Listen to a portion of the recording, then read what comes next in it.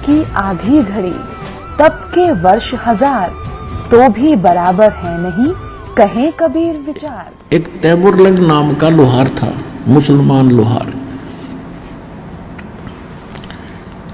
और परमात्मा कहते हैं, जो जन मेरी शरण है ताका हूं मैं दास, और गेल गेल फिरता रहूं जब तक धरती आकाश। अब परमात्मा पिछले संस्कारी हंस होते हैं उनके। अब तैमुरलंग की माँ बड़ी भाग्यवान थी, मुसलमान जाति में थे, इतनी दयालु थी कि आए अतिथि को भूखा नहीं जाने देती थी। कई बार ऐसी अतिथि होती थी जैसे कोई रास्ता चलता राहगीर भी होता था, यात्री को भी प्रार्थना करके भोजन खा के जाना जी, वो भोजन खिलाती थी। तो बच्चे में वो संस्कार साथ साथ पल रहे थे। अब उन्होंने क्या किया, कई बार ऐसे होता था कि अपने खाने का उनके पास भोजन नहीं बचता था, माता बेटा दोनों भूखा सो जाते थे और अतिथि को पूरा संतुष्ट कर देते, यात्री को। तो एक दिन परमात्मा वो क्या करता था, इतना निर्धन था तैमुरलंग कि अन्य साहूकार लोगों की, धनी लोगों की भेड़ बकरियां चराया करता था, उससे उनको कनक मिलती थी मेहनताना। उसके साथ साथ एक पार्ट टाइम और टाइम करता था, पार्ट जॉब, एक लोहार के एहरन पे चोट लगाने की मजदूरी करता था शाम के समय। इतना निर्धन था, तब माँ बेटा दोनों का गुजारा मुश्किल से हो रहा था। उधर से वो रोटी लेकर गया था, घर से बांध कर ले जाता था। खाना खा चुका था, तब परमात्मा वहां पहुंचे और एक फकीर साधु के रूप में। तो तैमुरलंग एक धार्मिक माँ से जन्मा था। उसने कहा, महाराज भोजन खाओगे, भूख लगी होगी। कहाँ बेटा भूख लगी है? कि महाराज मैं तो अभी भोजन खा लिया, आप पहले आ जाते तो आपको भोजन मैं यहीं दे देता। अभी मैं गांव से लाता हूँ अपनी माँ के यहाँ से, घर से थोड़ी दूरी पे, घनी दूर नहीं है।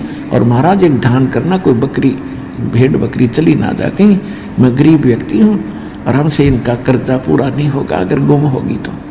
परमात्मा बोले, बेटा निश्चिंत रह, तू जा।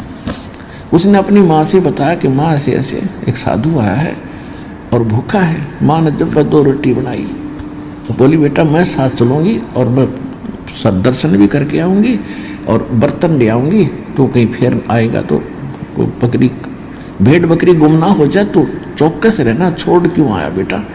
तो उन्होंने कहा, माताजी मैं महाराज जी से कह के आया हूँ, वो संभालेगा। कि अच्छा चल। तो फटाफट 2 रोटी बनाई, जैसा घर में आटा था सारा का उतना ही बचा था, और लेकर चले गए। महाराज जी ने एक रोटी खाई। जब वो रोटी खाने लगा, उसी समय माई कहने लगी, महाराज हम बहुत निर्धन हैं, हमारे घर पर तो कई बार आटा भी नहीं रहता है, दया करो, कुछ आशीर्वाद दो, हम कुछ 2 रोटी हमें ठीक मिल जाए। ऐसे उसने रोटी परमात्मा ने एक खाई, तब तक उसने 2-3 बार यह बात दोहरा दी। रोटी खा कर पी कर पानी का लोटा जल। परमात्मा खड़े हुए और वहाँ एक बेल रखी थी, भेड़ बकरी बांधने की, पशु बांधने की बेल होती है, पतली पतली सी, इन बकरियों की तौर पतली होती है। उसको ऐसे मोड़ा, 4 बार उसको इकट्ठा करके छोटी सी बन गई, और उसको उस बच्चे के कमर पर 7 बार मारी। 1 2 3 4 7 मारी। अम्माई ने सोचा कि ये बाबा जी कोई मेंटल है, इसको गुस्सा आ गया और मैंने इसको बार बार टोक दिया, जिस करके मेरे बच्चे को ये पीट रहा है। तो माई ने कहा, महाराज बच्चे ने कोई गलती कर दी। ऐसे जब 7 बार तो उसने ऐसे मारी, वह बेल बना रखी छोटा टुकड़ा, और फिर मारे लात और फिर मारे मुक्के। तो माई ने सोचा बाबा जी का क्योंकि शरण सी उठेगी, इसका क्या गलती होगी हमसे। तो पूछने लगी, महाराज बच्चे ने कोई गलती कर दी? कि नहीं माता माई, जो पहले मैंने 7 संगल मारी है ना, ये बेल, ये 7 पीढ़ी का राज दे दिया तेरे बेटे ताई, और आगे जो लात मुक्के मारे है ना, फिर ये छोटे छोटे टुकड़ों में तुम्हारा राज्य बैठ जाएगा।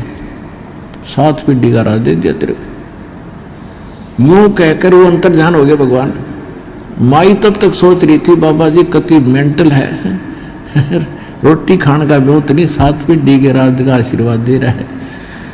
तो जब वो अंतर ध्यान हो गए महाराज, तब उनका दिल हो गया कि ये तो कोई फरिश्ता ही था, ये तो कोई फरिश्ता था, ये तो महान आत्मा थे, कोई पाक आत्मा थी। पर उस समय यह बात नहीं जचे थी कि बेटा राजा हो जाएगा।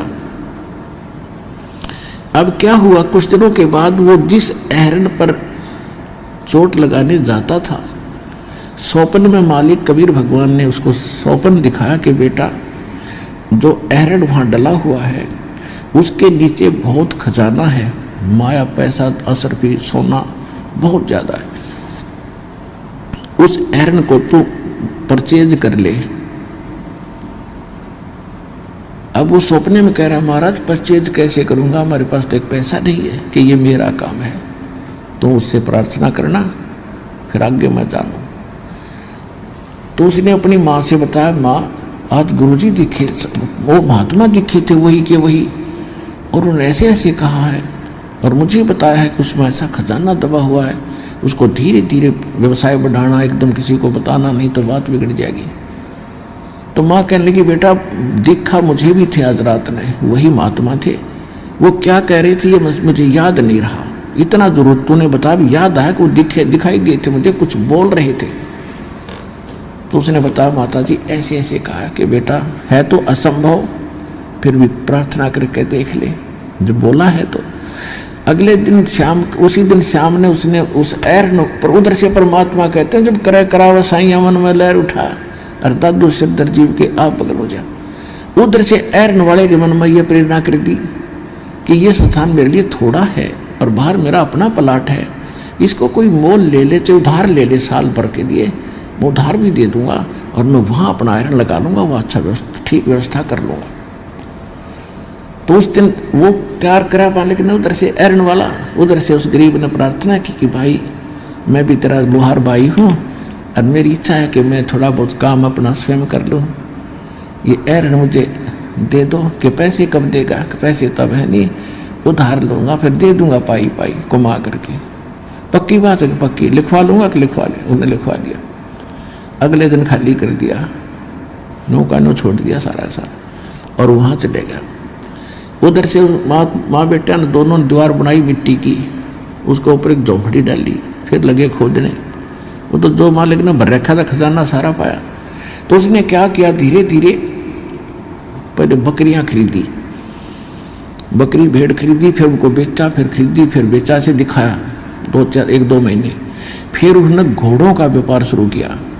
तो लोगों ने सोचा भाई इस तैमूर लंग तो सेठ हो गया और इसने इस व्यवसाय ने इसका हाथ पकड़ लिया, किस्मत जागेगी इसकी, जहाँ हाथ लगाता है इसको तो वारे न्यारे हो जाते हैं। और वो धन हाथ लग रहा था, मालिक का दिया उसको। उससे पहले जब वो पाली जाता था, गवाला था भेड़ बकरियों का, उस समय एक राजा था उस नगरी का आसपास का, तो वो इतना नालायक था कि गांव की कोई युवा लड़की सुंदर होती उसी को अपने सैनिकों द्वारा उठवा ले जाता था और अपनी हवस का शिकार करता था। एक उसी के मोहल्ले की लड़की पशुओं के लिए चारा लेकर आ रही थी, उधर से उस राजा के 4 सैनिक उस लड़की को जबरदस्ती उठाने की कोशिश कर रहे थे। उसने और कुछ नहीं दिखा, तैमूरलंग दिखाई दिया उस लड़की ने, आवाज लगाई, रे तैमूरलंग मेरी इज्जत बचाना भाई, मेरी इज्जत बचाना तैमूरलंग।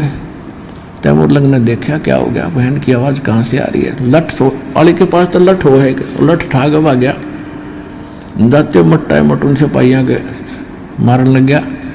वो एक था, वो गिनती में कई थे, उसको अच्छी तरह ऐसा मार के डाल दिया, अपनी तरफ से उनको मुआ मर्द समझ कर छोड़ा, लड़की को उठा ले गए। जब वो होश में आया तो उसके मन में उसके बाद एक का बात रट लग रही थी कि यदि मैं राजा बन गया, इस राजा को मजा चखाऊंगा, इसने बहनों की इज्जत लूटी है, इसको टुकड़े टुकड़े करके मारूंगा। तो अब उसके बाद फिर श्रेड उठेगी, अगर राजा बनूं, सेना तैयार करूं, धन बतेरा हो गया। अब मालिक का आशीर्वाद था कि राजा बनेगा ही बनेगा, वो तो अंकुर मालिक का डाला हुआ वो तो फलेगा ही फलेगा। तो उसने आसपास के नगर वालों लड़कों को यही कथा सुनाई कि ये राजा बड़ा निकम्मा है, बहन बेटियों की इज्जत लूटता है, तो मेरे सैनिक बनो, मैं तुम्हें नौकर रखूंगा, मेरे पास पैसा बहुत हो गया है व्यापार से, और ऐसे ऐसे करेंगे, बताना नहीं किसी को।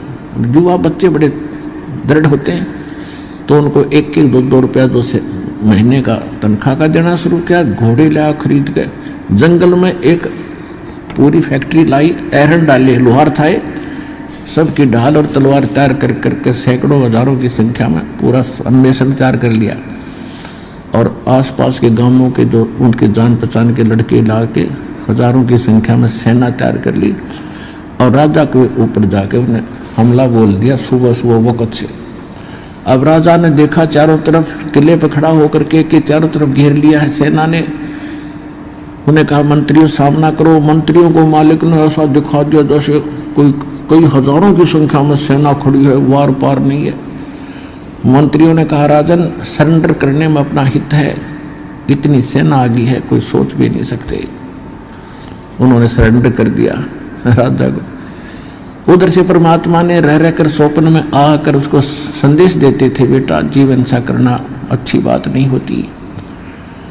तो उसने फिर उसको वचन याद रहे उसके, क्योंकि मालिक जब वहाँ बैठे थे तभी उन्होंने ज्ञान सुनाया था उसको, माँ बेटों को।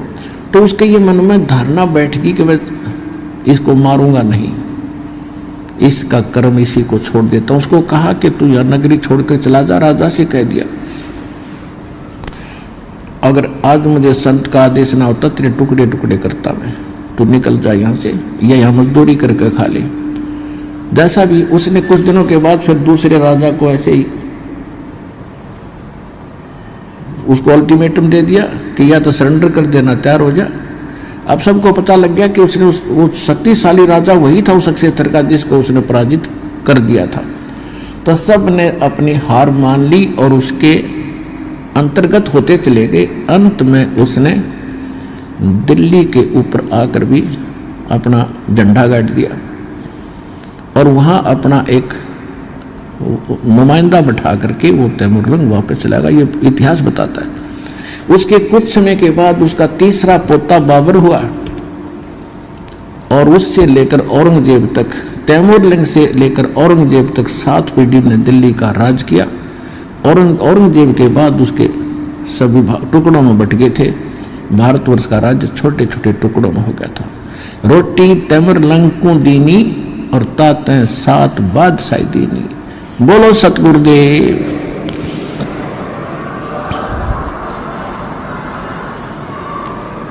तो एक रोटी खाकर समर्थ ने 7 पीढ़ी का राज दे दिया। कृष्ण जी ने एक झोपड़ी बनवा दी उसकी, उस समय भगवान मान लिया समर्थ। और तैमूरलंग को फिर मालिक ने फिर संभाला जब उसने बकवाद याद दिलाई, मूर्ख जो मनुष्य जीवन ऐसे खोने का नहीं है। तब उसने अपने पोते को दे दिया राज, लड़का ठीक नहीं था उसका। और उसके बाद फिर भक्ति करी, उसको नाम दिया, भक्ति कराई और उसको पार किया। समर्थ का शरणाग हो रंग होरी हो, कदे न हो ऐ काज राम रंग होरी हो। तो इस समर्थ के शरण में आने से मोक्ष भी मिला और राज कहते हैं जैतन राजपाट भी चाहिए हमरा धर ले जान। लेकिन ये राज और पाठ अच्छी चीज नहीं है, ये भी ज्ञान से हमें पता लग गया। लेकिन ये इतिहास बनाना था दाता ने, तब ये भक्ति प्रफुल्लित हो नहीं सके थी। इसलिए उन बच्चों को दुखी को सुखी भी करना था, फिर जाके उनको सच्चाई से परिचित करा के भक्ति पे फिर लगाया और उसके बाद फिर उनका जन्म होता रहा। फिर उनको अब कलयुग में वो सभी पार होंगे, ये समय अब है उनको मोक्ष प्राप्ति का। तो सौभाग्य आपका कि आपको ऐसे समय में जन्म है कि अब मोक्ष समय आ गया है।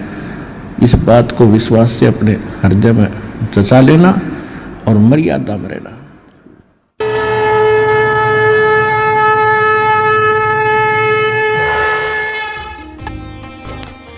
Please subscribe the Satlok TV 24 channel and press the button of bell icon too, so you can find the video firstly. Thanks for watching Satlok TV 24.